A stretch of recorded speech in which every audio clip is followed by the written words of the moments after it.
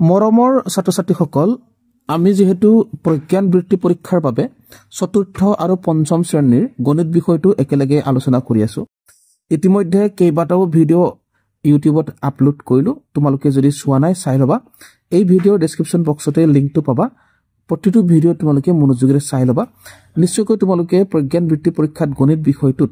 ভাল নম্বৰ পাবলৈ সক্ষম হবা আৰু বাকি যিবিলাক বিষয় আছে এই চেনেলটোৰ জৰিয়তে তোমালোকে পাই থাকিবা সো চেনেলটোৰ লগত জড়িত হৈ থাকিবা আৰু তোমালোকৰ বন্ধুসকলৰ মাজত শেয়াৰ কৰিবা যাতে তেওঁলোকেও এইবোৰ পায় ঠিক আছে সো আমি আৰম্ভ কৰিছো আজিৰ আমাৰ এই ভিডিওটো ঠিক আছে আজিৰ ভিডিওৰ প্ৰথম প্ৰশ্ন তোমালোকে দেখিবলৈ পাইছা ইয়াতে কৈছে যে মহান ভাৰতীয় গণিতজ্ঞ শ্ৰীনিবাস ৰামানুজনৰ জন্মৰ তাৰিখ তোমালোকে নিশ্চয়কৈ জানা যদি নাজানা চাই লোৱা ইয়াৰ শুদ্ধ উত্তৰটো হৈছে অপচন ডি 1887 চনৰ 12 ডিসেম্বৰ ঠিক আছে তোমালোকৰ পঞ্চম শ্ৰেণীৰ বিশেষকৈ গণিত কিতাপখনত ৰামানুজনৰ বিষয়ে আছে আৰু সেইকাৰণে তোমালোকৰ এই প্ৰশ্নটো আমি কালেকচন কৰিলো ঠিক আছে সো ক্লাস 4 ৰো যদি তোমালোকে চাই আছা তেতিয়া হলে তোমালোকেও জানি থোৱাটো ভাল যেহেতু তোমালোকে ক্লাস 5 এ পাবাগে বা তোমালোকৰ যে পৰীক্ষা প্ৰজ্ঞান বৃত্তি পৰীক্ষা তাত যিবিলাক প্ৰশ্ন আহিব 4-5 লেভেলৰ প্ৰশ্নসমূহ প্ৰায় একেই ধৰণৰ প্ৰশ্ন আহে ঠিক আছে আসলে যিকোনো ধৰণৰ প্ৰতিযোগিতামূলক পৰীক্ষাবিলাকত 4-5 ৰ যিবিলাক প্ৰশ্ন আহে একে ধৰণৰে আহে সেইকাৰণে মই একেলগে পঢ়াই আছো তোমালোকক ঠিক আছে গতিকে ইয়াৰ শুদ্ধ উত্তৰ তোমালোকে দেখিবলৈ পালা কি অপচন ডি 1887 চনৰ 12 ডিসেম্বৰ তাৰিখে ঠিক আছে সো আমি নেক্সট প্ৰশ্নলৈকে আগবাঢ়ো আৰু ইয়াত কৈছে তলৰ বৰ্গকেইটাৰ কোনটো এটা যাদুবৰ্গ বুলি কৈছে যাদুবৰ্গ হলে কি হয় এই বৰ্গবোৰত যে দেখিছা সংখ্যাবোৰ এই সংখ্যাবোৰ এনেকে যোগ কৰিলে বা এনেকে যদি যোগ কৰা বা এনেকে যদি যোগ কৰা বা এনেকে যদি যোগ কৰা আনকি সুকিয়াকো যদি যোগ কৰা যোগফলটো যদি সদায় এটা সংখ্যা পোৱা যায় তেতিয়ালা এটুক যাদুবৰ্গ বুলি কোৱা হয় তেতিয়া হলে আমি এতিয়া যোগ কৰি চাও ঠিক আছে একে একে সংখ্যা হলে হৈ যাব না সো ইয়াত আমি 8 কে 9 9 6 15 পালো এটো যোগ কৰি 15 পালো আকৌ এটো 3 5 8 8 7 15 ইয়াতো 15 পালো আকৌ 4 9 13 13 দিয়ে 15 এটো 15 পালো এটো আমি পঠালৈকে যোগ কৰিলো তেতিয়া হলে থিয়কে যোগ কৰি চাও থিয়কেটো হ'ব লাগিব না সো ইয়াত 6 7 13 13 দিয়ে 15 হৈ গল পাইছো 1 5 6 6 9 15 হৈছে 8 3 11 11 4 15 অৰ্থাৎ এইটোৱে যাদুবৰ্গ হয় হ্যাঁ বা সুকিয়াকেও তোমালোকে এনেকে যোগ কৰি চাব পাৰা যে 5 আৰু 8 8 5 13 13 দিয়ে 15 হৈছে 15 আকৌ এনেকৈ যোগ কৰিছো হ্যাঁ এয়া 4 4 5 9 9 6 15 অৰ্থাৎ আমি ইয়াত দিগ আৰু পঠালিকৈ আৰু সুকিয়াকৈ যোগ কৰি আমি প্ৰত্যেকবাৰতে একেটা সংখ্যা 15 পালো মানে এই বৰ্গকেইটাৰ ভিতৰত যাদুবৰ্গ কোনটো তেতিয়া হলে অপচন এ টোৱে শুদ্ধ প্ৰথম বাকচটোৱে প্ৰথম বৰ্গটোৱে যাদুবৰ্গ হয় বাকিবোৰ তেনেকে যোগ কৰিলে একে সংখ্যা নাপাবা তোমালোকে কৰি চাব পাৰা ওকে সো নেক্সট চোৱা ইয়াতে 745 পূৰণ 97 মানে পূৰণ কৰিলে কিমান হ'ব এটো খুদিছে সো যদি আমি পূৰণ কৰো 745 আৰু 97 যদি পূৰণ কৰো কিমান হ'ব পূৰণটো তোমালোকে জানাই এনেকে পাতি লবা ইয়াত প্ৰথমতে 7 আৰু 5 পূৰণ কৰো 7 5 গুণ 35 ৰ 5 উকলিব 3 আকৌ 7 4 গুণ 28 28 এ উকলা 3 কিমান হ'ব 31 হ'ব 31 ৰ 1 উকলিব 3 ওকে তাৰছত 7 7 গুণ 49 49 এ 3 52 হ'ব ওকে এটো পালো তাৰছত আকৌ 9 ৰে কৰো এতিয়া 9 ৰে 9 5 গুণ 45 ঠিক আছে 45 ৰ 5 উকলিব 4 9 4 গুণ 36 36 এ উকলা 4 যোগ কৰিলে 40 পালো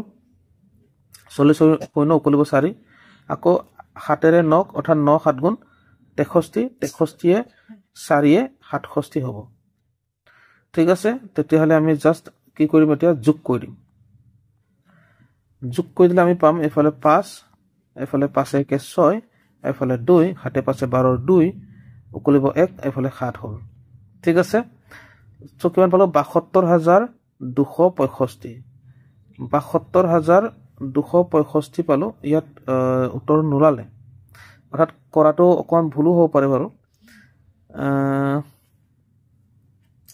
ঠিক আছে এটো কিমান হ'ব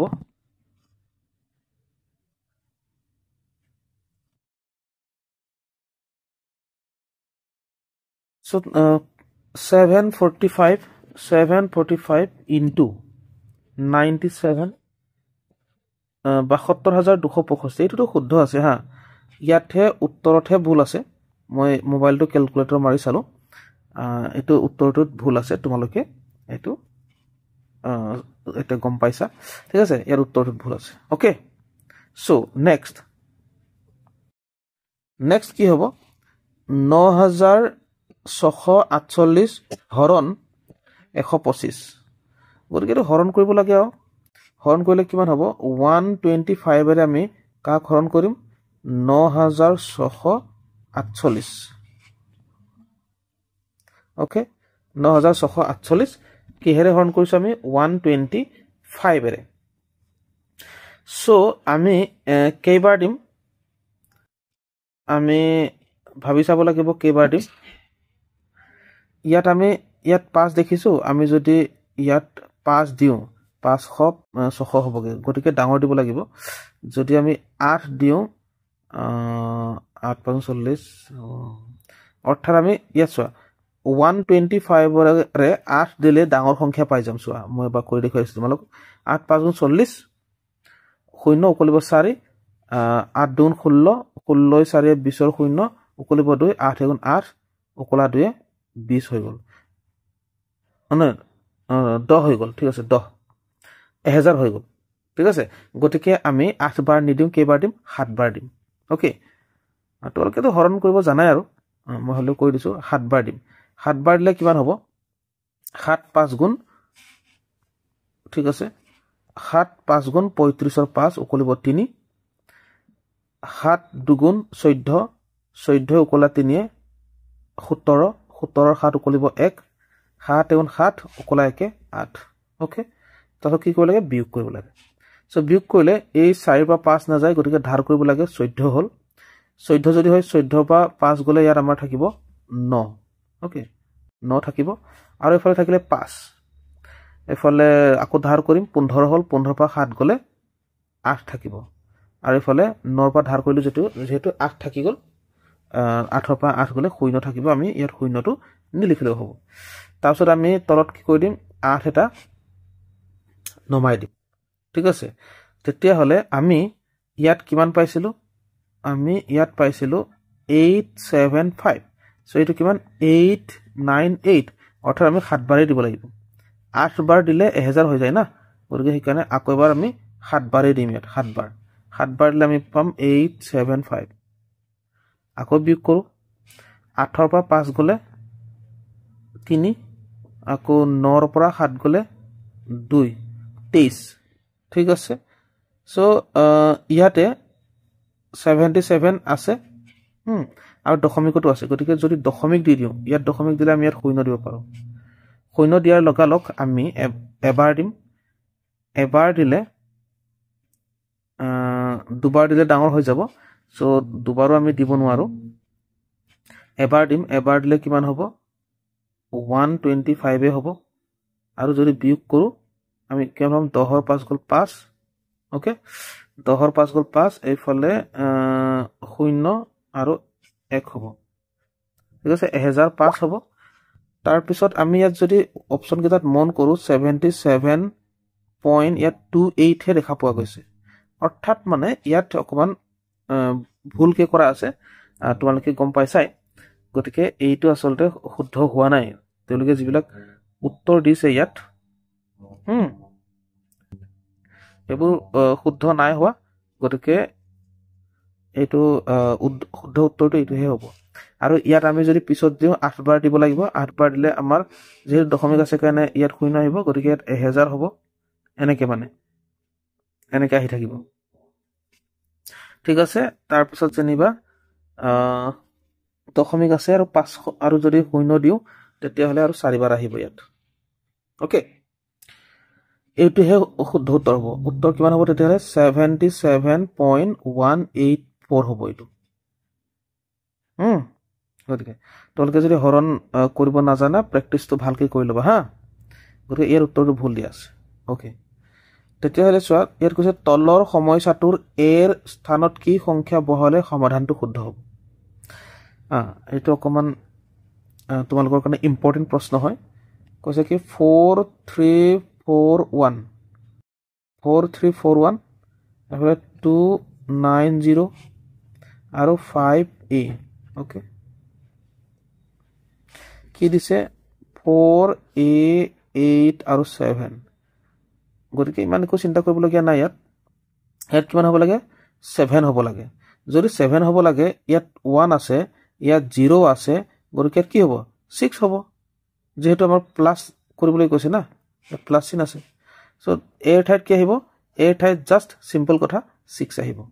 হৈ গ'ল 6 এটোই শুদ্ধ উত্তৰ একো কৰিব নালাগে ইয়াতো নিজে নিজে 6 হৈ যাব একো কৰি চাবই নালাগে হা হেতু কথা ওকে এনেকৈ পৰীক্ষাত আহে তোমালোকে ভালকে মন দিছো নেক্সট সোয়া ইয়াত কৈছে এটা পানী টেংকিত 200 লিটাৰ পানী ধৰে 10 লিটাৰ ধৰা বালটি এটাৰে কেইবাৰ ভৰালে টেংকিটো পূৰ্ণ হ'ব এটো কি কৰিব লাগিব তোমালোকে কম পাইছানে বাৰু সোয়া এটা পানীৰ টেংকি এটা আছে এইটো পানীৰ টেংকি ইয়াত যেনিবা ধৰি লৈছো 200 লিটাৰ পানী ধৰে কিন্তু তুমি সৰু এটা টেংকি লবা সৰু বালটি এটা লবা ইয়াত যেনিবা 10 লিটাৰ ধৰে আৰু এই বালটিটোৰে ইয়াত কেইবাৰ মানে পানী ভৰালে এটো পানীত ফুল হ'ব এটো কথা কৈছে তাৰ কাৰণে তোমালোকে কি কৰিব লাগিব জাস্ট হৰণ কৰিলে হ'ল কিহেৰে হৰণ কৰিবা 10 ৰে 200 হৰণ কৰিবা ঠিক আছে কেইবাৰ বালটি মানে ভৰাব লাগিব এটো ওলাই যাব সো আমি যদি চাও 2 ৰে এফালে 20 বাৰ 2 10 গুণ 20 হ'ল আৰু ইয়াৰ শূন্যটা দিলে ইয়াত শূন্য হৈ গ'ল উত্তৰ ওলাই গ'ল কেইবাৰ দিব লাগিব তেতিয়ালে 20 বাৰ অপচন বি টো শুদ্ধ উত্তৰ ঠিক আছে তাৰ পিছত চোৱা এটো 7 নম্বৰটো এখন গাড়ীয়ে ঘণ্টাত 45 কিলোমিটাৰ অতিক্ৰম কৰে তেন্তে গাড়ীখনে 25 ঘণ্টাত কিমান দূৰ অতিক্ৰম কৰিব মন দি চোৱা ইয়াত কৈছে এখন গাড়ীয়ে ঘণ্টাত মানে 1 ঘণ্টাত যায় কিমান 1 ঘণ্টাত 1 আৱাৰ মই এনেকৈ লিখিছো 1 আৱাৰ 1 ঘণ্টাত যায় কিমান 45 কিলোমিটাৰ ওকে এটা হচ্ছে 45 কিলোমিটার হ্যাঁ ঘন্টাত 45 কিলোমিটার অতিক্রম করে তেন্তে গাড়ীখনে 25 ঘন্টাত কিমান যাব 25 ঘন্টাত সো 1 ঘন্টাত যদি 45 কিলোমিটার যায় 25 ঘন্টাত কিমান যাব জাস্ট পূরণ কৰিলে হ'ল না জাস্ট পূৰণ কৰিলে হৈ গ'ল সো 45 আকৌ ইফালে 25 সো পূৰণ যদি কৰো 5 5 গুণ 25 ৰ 5 উকলিব 2 আকৌ 5 7 গুণ 20 উকলা 2 22 হৈ গ'ল আকৌ এফালে 2 45 90 ওকে এফালে 5 এফালে 2 9 10 11 এইটো 1125 কিলোমিটাৰ 1125 কিলোমিটাৰ দূৰ অতিক্ৰম কৰিব এইটোৱে শুদ্ধ উত্তৰ অপচন সি টো ঠিক আছে ওকে নেক্সট জয়াই দেওবৰীয়া বজাৰৰ পৰা 5 কিলোগ্ৰাম আলু আৰু 1.5 কিলোগ্ৰাম পিয়াজ 500 গ্ৰাম পটল 2.5 অৰ্থাৎ 2.5 কিলোগ্ৰাম ৰঙালাও 500 গ্ৰাম তিয়হ আৰু 250 গ্ৰাম গাজৰ কিনিলে তাই মুঠতে কিমান ওজনৰ পাচলি কিনিলে কি কৰিব লাগিব তো যোগ কৰি দিলে হৈ গ'ল কিন্তু তোমালোকে ইয়াত এটা কথা সাৱধান হ'ব লাগে একক কেটা কিছুমান কিলোগ্ৰামত দিয়া আছে কিছুমান গ্ৰামত দিয়া আছে গতিকে হেতু সাৱধানে সাইভ কৰিলে হ'ল আৰু ঠিক আছে সো প্ৰথমতে আমি এই যে 5 কিলোগ্ৰাম হেতুকে লিখি লৈছো 5 কিলোগ্ৰাম ওকে তাৰপিছত এটো 1.5 কিলোগ্ৰাম 1.5 সো এইটো আমি অকমান হেৰঙাকে লিখো হা 5 কিলোগ্ৰাম তাৰপিছত 1.5 কিলোগ্ৰাম এটো আহিলে এটো 1.5 কিলোগ্ৰাম আকৌ এটো 500 গ্ৰাম মানে কি 0.5 কিলোগ্ৰাম ওকে 500 গ্ৰাম মানে 0.5 কিলোগ্ৰাম আধা কেজি তা মানে আকৌ 2.5 কিলোগ্ৰাম 2.5 কিলোগ্ৰাম এটা আকৌ 500 গ্ৰাম 500 গ্ৰাম মানে 0.5 কিলোগ্ৰাম ঠিক আছে তাৰপিছত আকৌ এইটো 250 গ্ৰাম মানে হৈছে 0.250 কিলোগ্ৰাম ওকে ইত্যাদি মানে ইমানেই এইটো যোগ কৰি দিব লাগে কিন্তু ইয়াত কথাটো হ'ল কি আমি পইণ্ট কেইটা আৰামছে মিলাই দিব লাগে ইয়াত প্ৰথমটোত আছিলে 5 কিলোগ্ৰামটোক আমি 5.00 কৰি ল'ব পাৰোঁ ঠিক আছে দুটা জিৰ' তিনিটা জিৰ' যিমান লাগে আমি দশমিকৰ পিছত মিলাই ল'ব পাৰোঁ দেই আমি তিনিটা জিৰ' কৰি লৈছোঁ মানে দুটা জিৰ' কৰি লৈছোঁ অৰ্থাৎ দশমিকৰ পিছত তিনিটা ডিজিট কৰি লৈছোঁ কাৰণ ইয়াত 250 আহি গ'ল না সেইকাৰণে তাৰপিছত দশমিকৰ পিছত জিৰ' কোনো ভেলু নাই হা গতিকে যোগ যদি কৰোঁ এইফালে 0 আহিব এইফালে 5 আহিব আৰু ইয়াত আমাৰ 2 2 পাছে 7 7 পাছে 12 12 পাছে 17 17 পাছে 22 ওকে 22 2 উকলিব 2 ইয়াত দশমিকটো বহাই দিলে হ'ল তাৰপিছত এইফালে 5 পাছে 6 6 2 8 উকলা 2 10 হৈ গ'ল অৰ্থাৎ 10 কেজি 250 হা কিমান পালো তেতিয়াহ'লে এইটো পালো এইটোৱে উত্তৰ হ'ব আমি এইটো এনেকৈ লিখিব লাগিব 10.250 এইটো কেজি লিখিব লাগিব কাৰণ দশমিক আছে যে এইটো ইমান কেজি মানে কিলোগ্ৰাম এইটোৱে উত্তৰ